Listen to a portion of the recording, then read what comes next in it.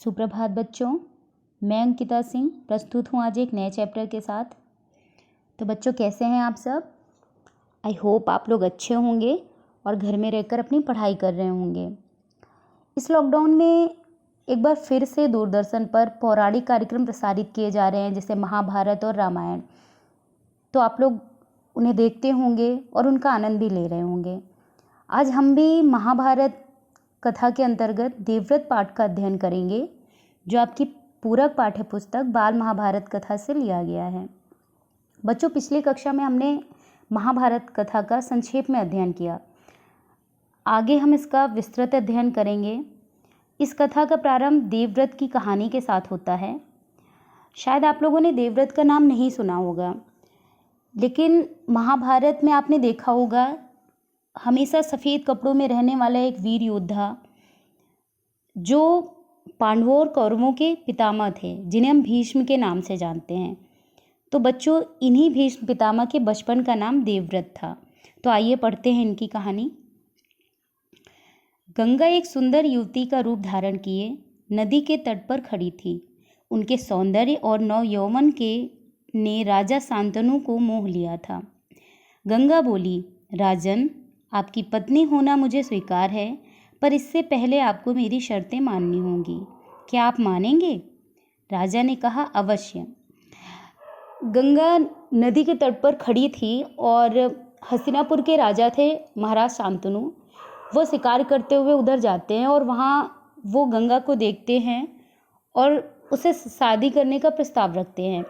गंगा शादी करने के लिए तैयार तो हो जाती हैं, लेकिन वो कुछ शर्तें रखती हैं और वो कहती हैं कि मैं आपसे शादी तभी करूँगी जब आप मेरी शर्तें मानेंगे। राजा कहते हैं, ठीक है, मैं आपकी सभी शर्तें मानने के लिए तैयार हूँ। इस प्रकार शांतनु ने गंगा की सारी शर्तें मान ली और वचन दिया कि वह उनका पूर्ण रूप से पालन करेंगे।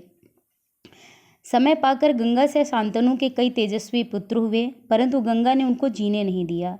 बच्चे के पैदा होते ही वह उसे नदी की बहती हुई धारा में फेंक देती थी और फिर हंसती मुस्कुराती राजा शांतनु के महल में आ जाती थी। गंगा ने शादी कर ली महाराज शांतनु से। वो उनके साथ महल में रहने लगी, लेकिन धीरे धीरे वो कई बार माँ बनी, लेकिन वो हर बार अपने बच्चे को गंगा की लहरों में फेंक आती थी और फिर वापस अपने महल आ जाती थी। शांतनु ये सब देखते थे, लेकिन उन्होंने रानी की शर्तें मानी थी। उन्हें वचन दिया था कि मैं आपकी किसी भी बात पर कभी प्रश्न नहीं उठाऊंगा। रानी की शर्त ये थी कि मैं कुछ भी करूं आप पूछेंगे नहीं। तो चूंकि राजा ने उन्हें वचन दिया था कि मैं आपकी हर एक बात मानूंगा, आपकी सारी शर्तें मुझे मंजूर हैं, तो इसलिए राजा कभी कुछ पूछते नहीं थे। लेकिन उन्हें इस चीज़ का बहुत दुख होता था कि आखिर कोई माँ अपने बच्चों के साथ ऐसे कैसे कर सकती है। अज्ञात सुंदरी के इस व्यवहार से राजा शांतनु चकित रह जाते। उनके आश्चर्य और क्षोभ का पारावार ना रहता। शांतनु वचन दे चुके थे, इस कारण मन महसूस कर रह जाते थे। चूँकि वो अज्ञात थी, राजा उन्हें नहीं जानते थे। वो उन्हें जंगल में एक नदी के किनारे मिली थी। राजा को नहीं पता था कि वह कौन है। उन्हें ये बिल्कुल ज्ञात नहीं था कि वह गंगा है। अब चूंकि वो वचन दे चुके थे कि मैं आपकी हर एक बात मानूंगा, आपकी सारी शर्तें मानूंगा, इसलिए वो दुखी होते थे पर कुछ कह नहीं पाते थे। 7 बच्चों को गंगा ने इसी भांति नदी की धारा में बहा दिया। 8वां बच्चा पैदा हुआ। गंगा उसे भी लेकर नदी की तरफ जाने लगी तो शांतनु से रहा ना गया। बोले, माँ होकर अपने नादान बच्चों को अकारण ही क्यों मार दिया करती हो? यह घृणित व्यवहार तुम्हें शोभा नहीं देता।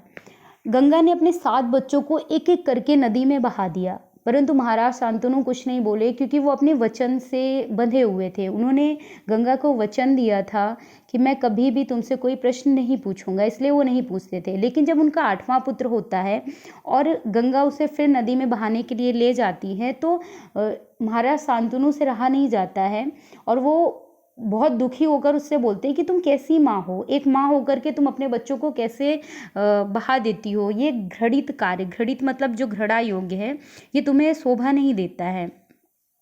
राजा की बात सुनकर गंगा मन ही मन मुस्कुराई, परंतु क्रोध का अभिनय करती हुई बोली, राजन, क्या आप अपना वचन भूल गए हैं? मालूम होता है कि आपको पुत्र से ही मतलब है, मुझसे नहीं। आपको मेरी क्या परवाह है?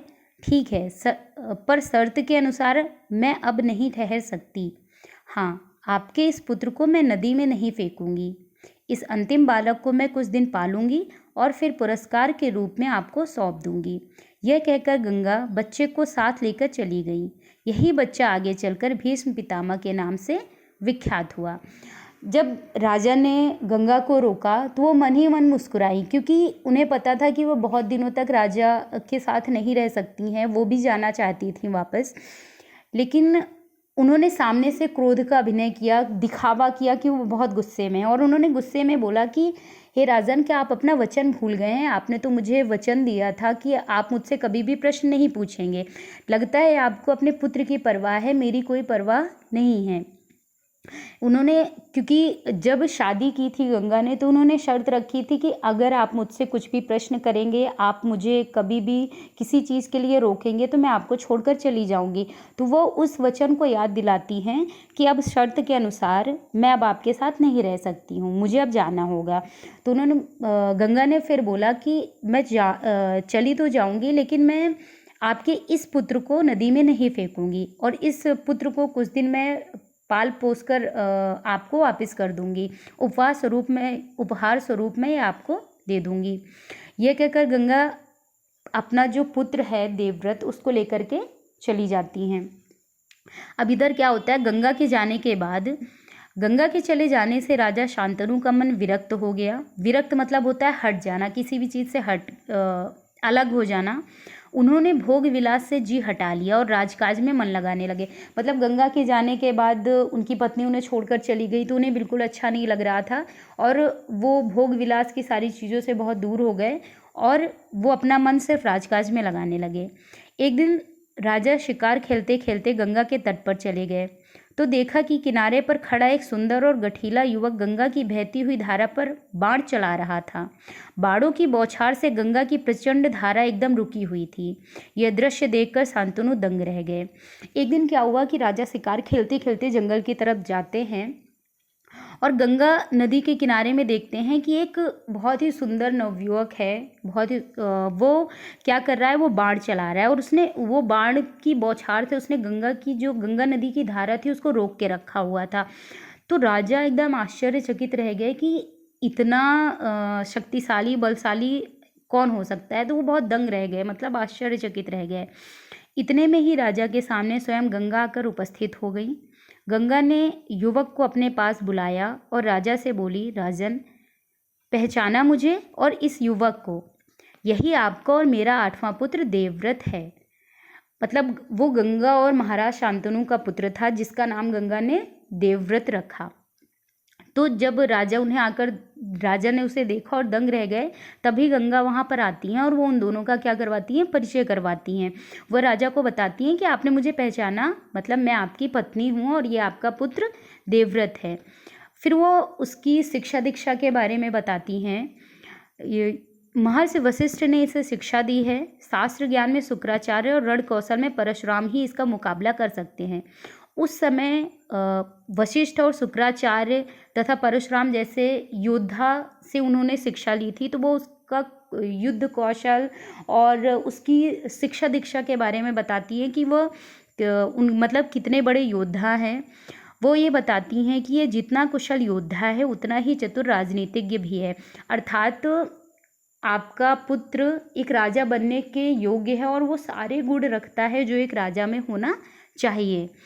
उन्होंने बोला, ये आपका पुत्र है, मैं आपको सौंप रही हूँ, आप ले जाइए और इसे अपने साथ रखिए। इस प्रकार गंगा, जो नदी महाराज शांतनु की पत्नी बनकर रह रही थी, वो अपने पुत्र देवव्रत को महाराज शांतनु को दे देती हैं और बोलती हैं कि ये आपका पुत्र है, अब मैं आपको इसे सौंप रही हूँ, आप इसे ले जाइए और अपने साथ रखिए। गंगा ने देवव्रत का माथा चूमा और आशीर्वाद देकर राजा के साथ उसे विदा कर दिया। गंगा ने अपने बेटे का माथा चूमा और उन्हें खूब आशीर्वाद दिया और उनके पिता यानी कि हस्तिनापुर के महाराज शांतनु के साथ भेज देती हैं। इस प्रकार हम देखते हैं कि देवव्रत राजकुमार, जो आगे चलकर भीष्म के नाम से जाने जाते हैं, वह गंगा और महाराज शांतनु के पुत्र थे। तो बच्चों, राजकुमार देवव्रत से भीष्म बनने तक का सफ़र, आखिर कैसे राजकुमार देवव्रत से भीष्म बन गए, इसके बारे में हम अगले चैप्टर भीष्म प्रतिज्ञा में अध्ययन करेंगे। आज के लिए बस इतना ही। कल हम इस चैप्टर के प्रश्नोत्तर डिस्कस करेंगे। Thank you class.